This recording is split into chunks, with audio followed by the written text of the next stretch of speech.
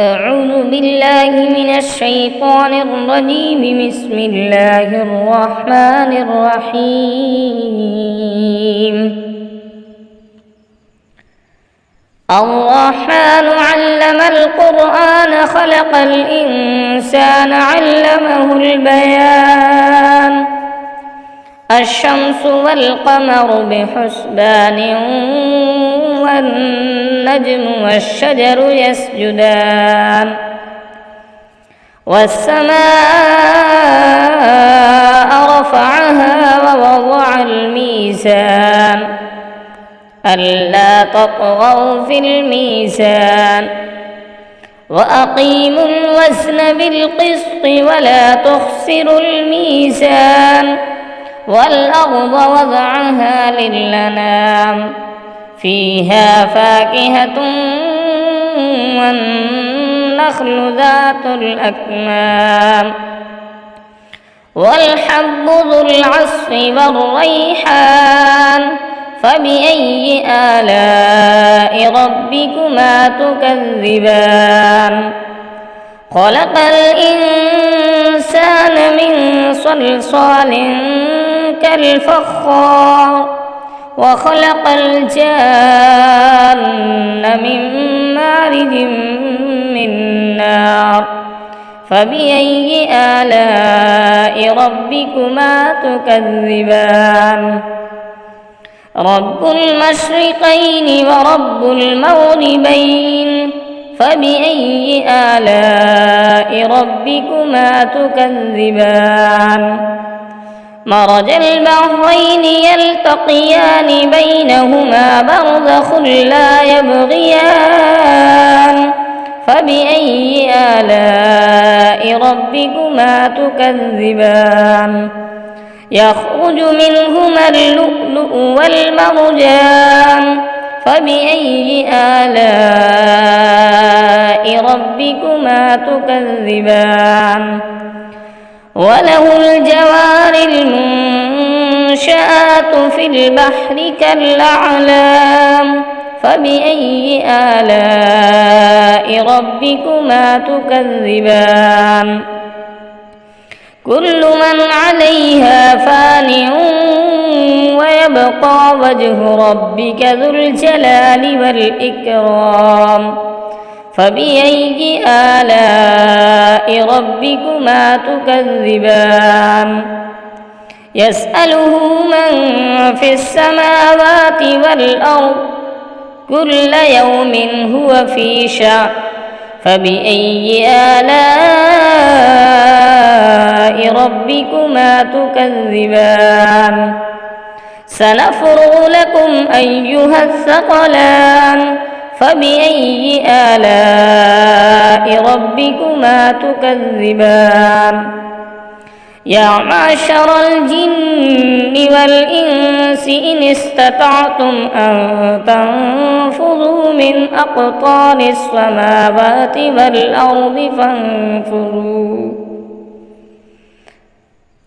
والأرض فانفذوا لا تنفذون إلا بسلطان فبأي آلاء ربكما تكذبان.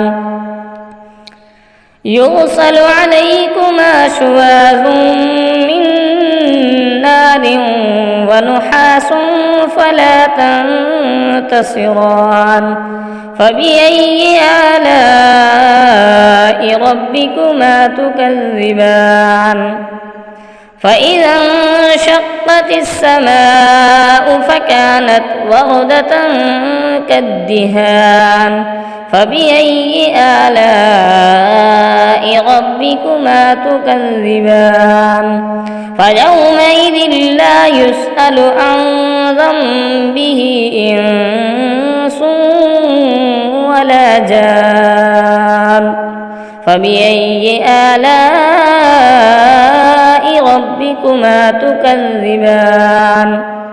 يعرف المجرمون بسيماهم فيؤخذ بالنواصي والأقدام فبأي آلاء ربكما تكذبان هذه جهنم التي يكذب بها المجرمون يطوفون بينها وبين حميم آن فبأي آلاء ربكما تكذبان ولمن خاف مقام ربه جنتان فبأي آلاء ربكما تكذبان ذواتا أفنان فبأي آلاء ربكما تكذبان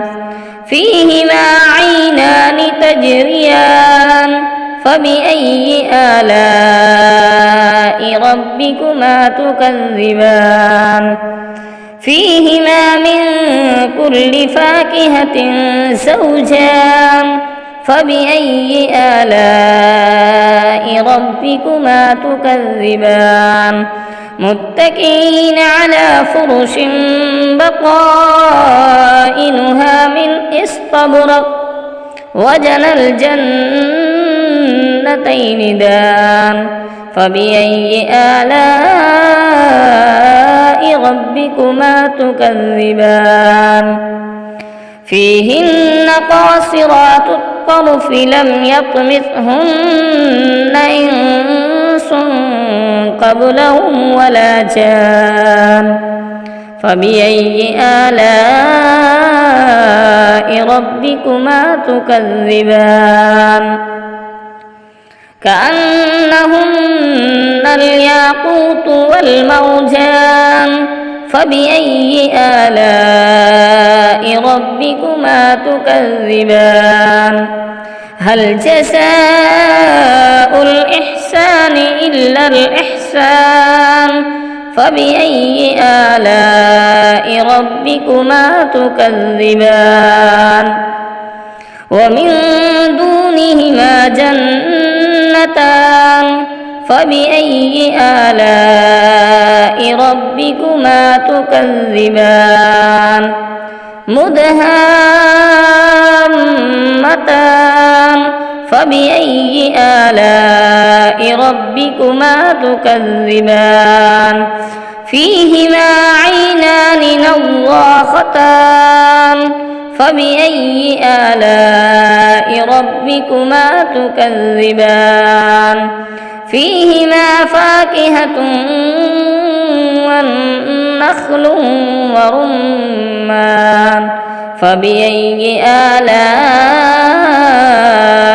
ربكما تكذبان فيهن خيرات حسان فبأي آلاء ربكما تكذبان حور مقصورات في الخيام فبأي آلاء ربكما تكذبان لم يطمثهن إنس قبلهم ولا جان فبأي آلاء ربكما تكذبان